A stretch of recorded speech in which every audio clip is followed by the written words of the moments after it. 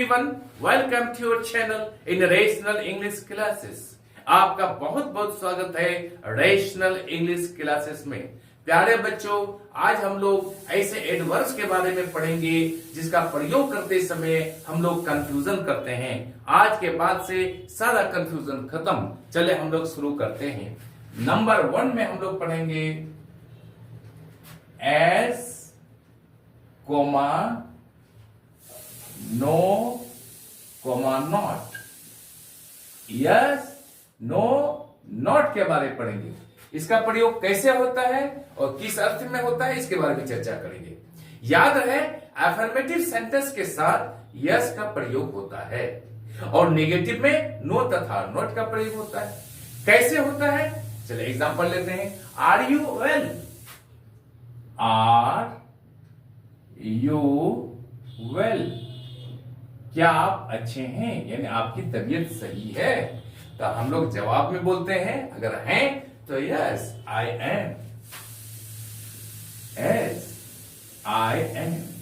इसका अर्थ क्या हुआ है? हाँ आई एम वेल, यानी मैं ठीक हूं, मेरी तबीयत सही है। अगर नहीं है, तबीयत सही नहीं है, तो क्या बोलेंगे? No I am not. नहीं, मैं नहीं हूं, या मैं नहीं कह सकता आई एम नॉट वेल, मेरी तबीयत सही नहीं है। That's all. तो यहां पर क्या करता है? एस का प्रयोग होता है, नो का प्रयोग होता है। किसको बताने के लिए? यहां पर अगर हाँ में है, अफर्मेटिव में है तो एस का प्रयोग होता है, अगर नेगेटिव में है तो नो का प्रयोग होता है। याद रहे यस तथा नो के बाद केवल सब्जेक्ट प्लस एडजेक्टिव वर्ब आता है। एस तथा नॉट के बाद, नो के बाद क्या आता है? Subject plus axillary verb. अब यहां पर कौन है? एस के बाद सब्जेक्ट आई हो गया, एम यहां पर हो गया, ये एक्सिलरी वर्ब हो गया, जिसको हम हेल्पिंग वर्ब भी कहते हैं।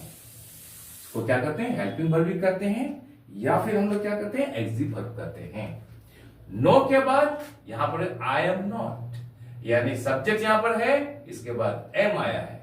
इसका एम का अर्थ होता है कि एक्सिलरी वर्ब है। आई एम नॉट, मैं नहीं हूं, यानी I am not well. That is clear. फिर एक एग्जांपल लेता हूं। Does he know you? Does he know you? Self interrogation करते हैं। क्या वह आपको जानता है? Does he know you? क्या वह आपको जानता है? अब हम लोग उत्तर में क्या करते हैं? अगर जानते हैं तो क्या कहेंगे? Yes he does. Yes he does.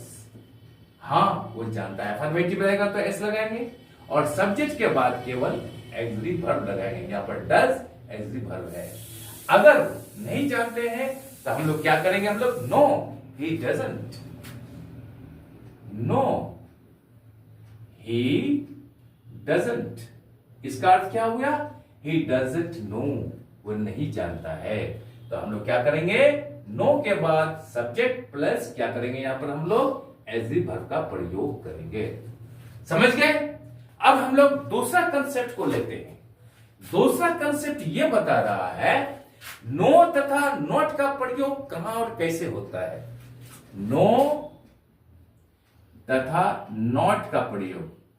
याद रहे प्यारे बच्चों, नो का प्रयोग नाउन के पहले होता है। नो का प्रयोग नाउन के पहले होता है। जैसे he has no money on him. He has no money on him. यहां पर क्या होता है? मनी यहां पर नाउन है, इसके पहले यहां पर नो का प्रयोग किया गया है। It is correct. He has no money on him. उनके पास पैसे नहीं। याद रखिएगा, मेरे पास पैसे नहीं है, आई हैव नो मनी, ये नहीं कहिएगा, I have no money on me कहिएगा। ठीक उसी तरह से उसके पास पैसे नहीं है, he has no money on him. That's all. अब हम लोग क्या करते हैं यहां पर कि इसका प्रयोग, नॉट का प्रयोग कहां होता है? नॉट का प्रयोग एजरी वर्ब के बाद होता है। नॉट का प्रयोग एजरी वर्ब के बाद होता है। जैसे एग्जांपल लेते हैं, he has not got, he has not got, he has not got any money.